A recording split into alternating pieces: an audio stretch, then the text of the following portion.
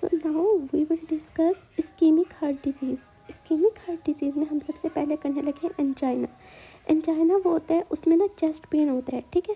Chest pain किसकी वजह से होता है? इस्कीमिया की वजह से, लेकिन इसके अंदर नेक्रोसिस डिवेल्प नहीं होती, ठीक है, नो नेक्रोसिस, ठीक है। अब एंजाइना जो है वो फर्दर डिवाइड होता है स्टेबल एंजाइना में, अनस्टेबल एंजाइना में।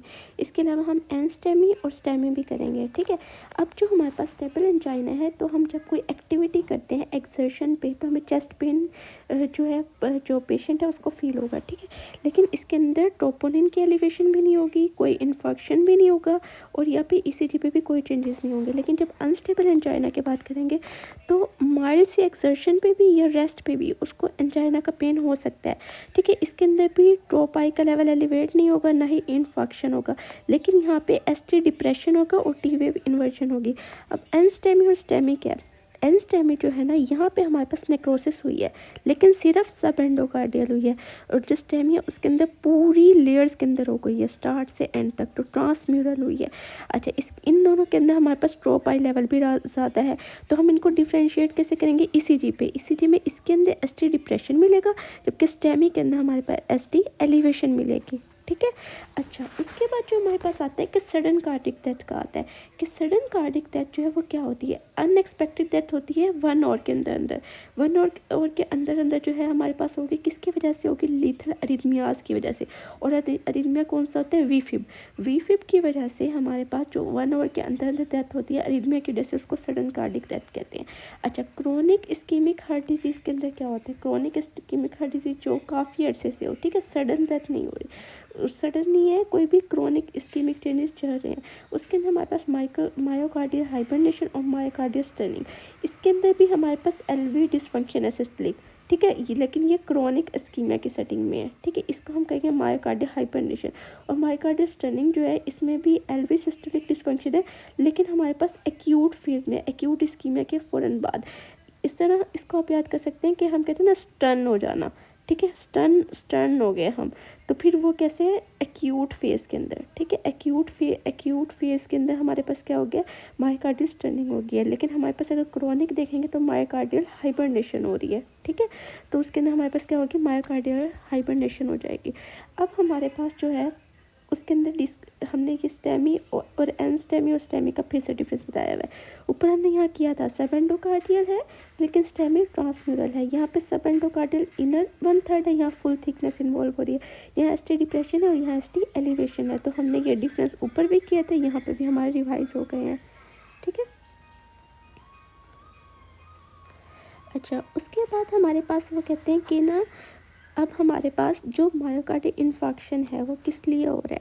वो हमारे पास होता है ओक्लूजन की वजह से। किसकी वजह से होते हैं? वेसल्स के ओक्लूजन की वजह से। कल हमने सारी वेसल्स पढ़ी थी, ठीक है, एनाटॉमी के अंदर। तो अब हमने उसके अंदर देखना है कि कौन सी वेसल ज़्यादा इन्वॉल्व हो रही है। Left anterior descending artery, right coronary artery और राइट सर्कमफ्लेक्स आर्टरी इस ऑर्डर में है जो एक्लूड होती है मोस्ट कॉमनली, यानी कौन सी इन्वॉल्व होगी? एलएडी, आरसीए, फिर सर्कमफ्लेक्स, ठीक है। अब वो हमसे ये पूछते हैं कि फर्स्ट 24 आवर में क्या होता है? फर्स्ट 24 आवर में जो कॉम्प्लिकेशन ज़्यादा पूछते हैं तो इसके अंदर वेंट्रिकुलर अरिथमिया होता है, ठीक है। अगर 1 to 3 डेज़ में पूछेंगे तो हम कहेंगे फिब्रिनस पेरिकार्डाइटिस। 3 to 14 डेज़ में फ्री वॉल रप्चर हो जाती है तो टेम्पोनेट हो जाता है, ठीक है। और 2 weeks to सेवरल मंथ है ना, तो उसके अंदर हमारे पास होता है पोस्ट कार्डिक इंजरी सिंड्रोम्स। उसके अंदर हमारे पास क्या होता है? वेंट्रिकुलर एन्यूरिज्म हो जाता है, ठीक है। तो हमारे पास कुछ और नहीं भी याद करें तो हमने ये याद रखना है कि 0 to 24 में वेंट्रिकुलर अरिथमिया, 1 to 3 डेज़ में फिब्रिनस पेरिकार्डाइटिस, 3 to 14 डेज़ में कार्डिक टेम्पोनेट, और 2 week to सेवरल वीक के अंदर हमारे पास क्या हो जाता है? वेंट्रिकुलर एन्यूरिज्म हो जाता है, ठीक है। अच्छा, यहाँ 24 होंगे और है, तो यहाँ पे हमारे पास जो है हमारे पास न्यूट्रोफिल्स जो है ना 24 आवर के अंदर वो आते हैं, ठीक है। अब हमारे पास जब हमारे पास 1 to 3 डेज़ के अंदर होते हैं एक्सटेंसिव कोगुलेटिव नेक्रोसिस होती है। अब 3 to 14 डेज़ में मैक्रोफेजेस होंगे और ग्रेनुलेशन टिश्यू बन जाएगा, और 2 weeks के अंदर कॉन्ट्रैक्टेड स्कार बन जाएगा हमारे पास कंप्लीट, ठीक है। तो इधर से एमसीक्यूज आते हैं। ज़्यादातर ये पूछते हैं कि फर्स्ट 24 आवर में डेथ किस वजह से होगी, तो हमने वो बताना होता है कि वो किस वजह से होती है। फर्स्ट 24 आवर में वो वेंट्रिकुलर अरिथमियाज की वजह से होती है।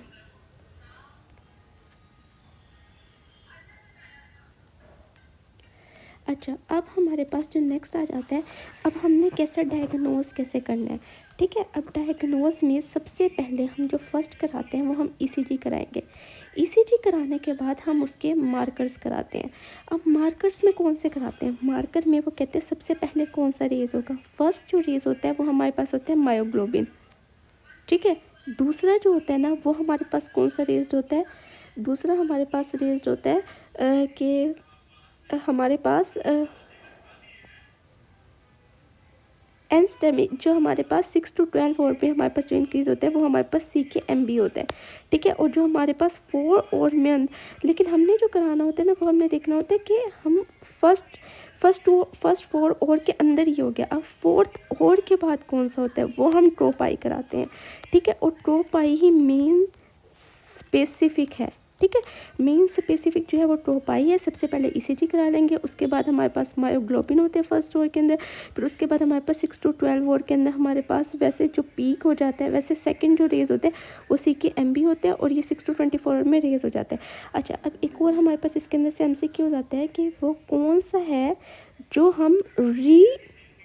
हम कराते हैं कि हमारे पास री इन्फेक्शन को बताएगा। अब री इन्फेक्शन के अंदर जो हमारे पास जो चीज़ बताती है वो हमारे पास एक ही है, वो हमारे पास बताता है CKMB जो है ना वो हमारे पास रेज होता है, ठीक है। और 48 आवर्स के बाद ये हमारे पास नॉर्मल हो जाता है। तो अगर हमारे पास दोबारा कोई हमारे पास री इन्फेक्शन होगा तो हमारे पास फिर से CKMB रेज हो जाएगा, ठीक है। लेकिन जो हमारे पास ट्रोप आई है उससे हम पता नहीं लगा सकते, क्योंकि ट्रोप आई 20 to 25 डेज तक हमारे पास रेज रहता है। तो अगर हमारे पास 4 डेज बाद कोई हो रहा है री इन्फेक्शन तभी भी ये रेज मिलेगा, अगर नहीं भी होगा तभी भी ये रेज मिलेगा। लेकिन CKMB जो है वो तो 48 बाद नॉर्मल हो गया, तो इसलिए हम उसको री परफ्यून के अंदर जो है वो हम उसको लेंगे कि उसको हम देखते हैं।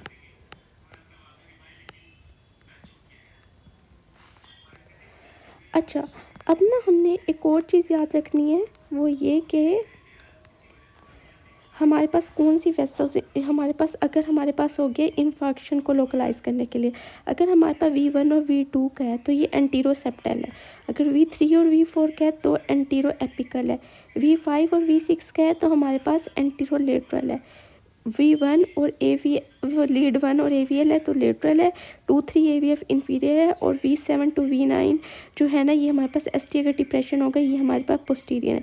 तो आपने ये वेसल्स के साथ और ये हमारे पास कौन सा सेगमेंट इन्वॉल्व होता है ये याद कर लेना है, क्योंकि इससे भी बहुत सारे MCQs हमारे आते हैं, ठीक है। That's all for cardiac ischaemic.